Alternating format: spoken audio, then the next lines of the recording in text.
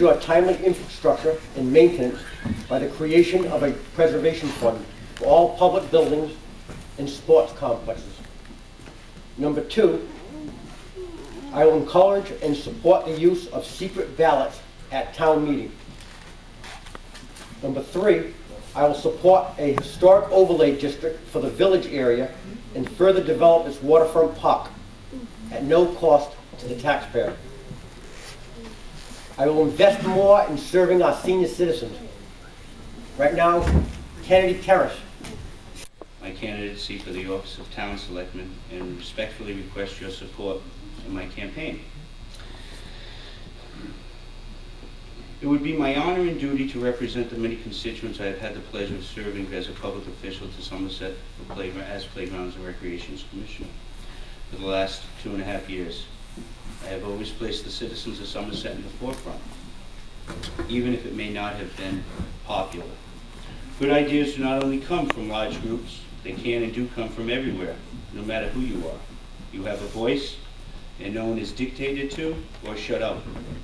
I sincerely believe if someone seeks public office, they need to be true to themselves as a civil servant first, and truly represent all citizens, no matter who they are or where they come from. I have followed this belief and have been blessed with serving you as your commissioner.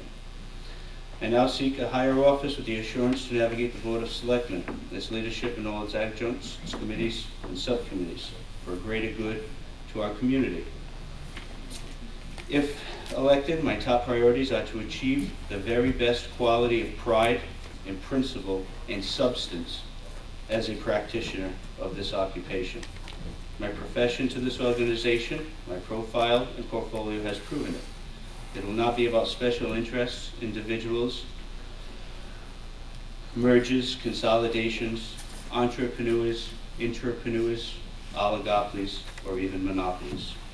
My education and experience has demonstrated to me what the general public has benefited from in local government, providing constituent service to all individual Somersetarians as well as businesses allows them to believe in our government and its process. I will not change my ways of doing my job, but I will stop the frivolous, excessive, overspending, super pork fat, and increase professionalism, integrity, credibility, ethics, and moral standards.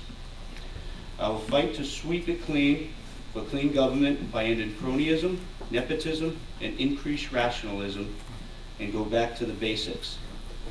My positive, proven professional record: I'm the only candidate without a conflict of interest.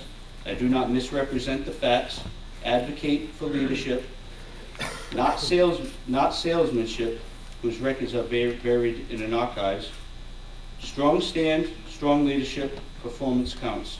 Together we can make a fair and honest selectman, executive board, and give the power back to the citizens of Somerset. I will provide Somerset with a constant and fair share of awareness of public services and greater distributions of revenues. There are 17,070 residents and 12,980 registered voters. Thank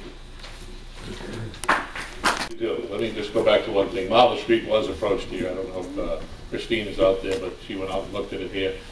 And at one time, some of those who are in my age bracket will know that the land on Marble Street was a dump, literally a dump. And that's the problem, is that the soil underneath it here would be a 21E problem with it. So that's why that land never went anywhere.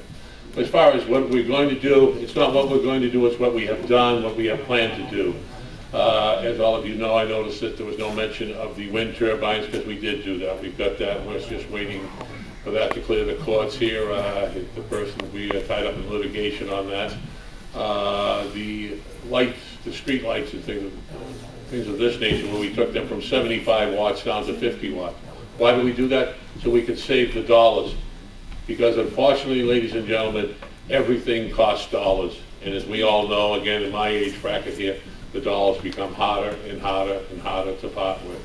We also are looking to bring in, as we did with Great Point here, some top-notch research people here. It's a start. We're bringing them in. We hope that people will see that Green Point is located up at the Dominion area up there. So we are working together with economic development, and they have really got an aggressive role going. As far as TIFs and things of that nature, I think TIFs are getting a little bit misunderstood here. TIFs, first of all, if you're not an economic target area, we'd have to go to Fall River and attain their blessing before we could offer any TIFs. They are the parent company, if you would, of granting any TIFs. Some of the TIFs we have granted basically are not to beautify your buildings. TIFs are for creating jobs, not beautifying homes.